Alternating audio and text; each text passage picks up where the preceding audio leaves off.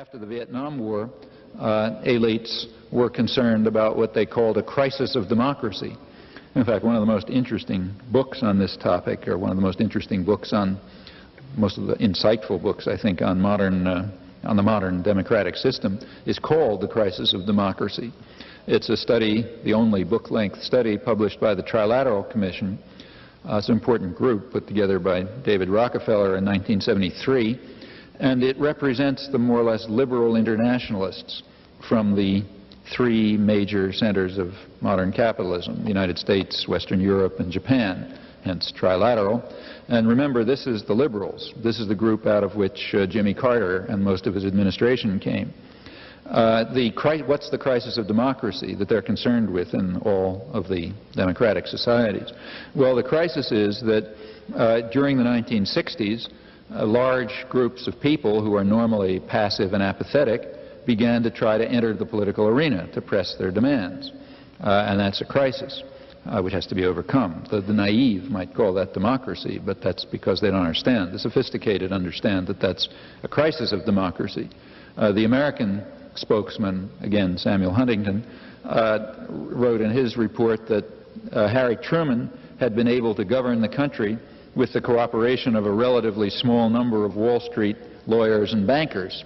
In those days, there was no crisis of democracy. Things were working just right. But in the 1960s, you got all this turmoil. I mean, young people and women and, the labor. I mean, all kinds of weird people who were supposed to be sitting quietly in the corners began to get involved and caused this crisis. I mean, the same crisis that arose in the 17th century and that repeatedly arises when people begin to try to take advantage of the formal opportunities that exist.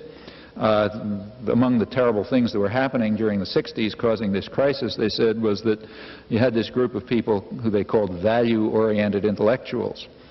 People who are concerned with things like truth and justice and all that sort of nonsense, and they're opposed to the good guys, the technocratic and policy-oriented intellectuals. They called them the commissars, the ones who just do the job, But you had these value-oriented intellectuals, and they were doing all sorts of horrible things like delegitimizing the institutions that are responsible for the indoctrination of the young, like schools and universities. Remember, this is an internal discussion, so they kind of let their hair down. Their general proposal at the end of all of these lengthy and thoughtful discussions was that what we need is more moderation in democracy to mitigate the excess of democracy and to overcome the crisis.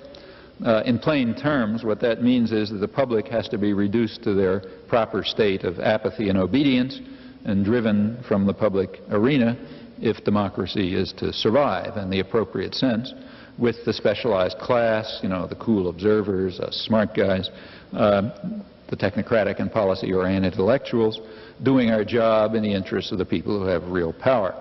That's the liberal side. I won't go into what the reactionary side says.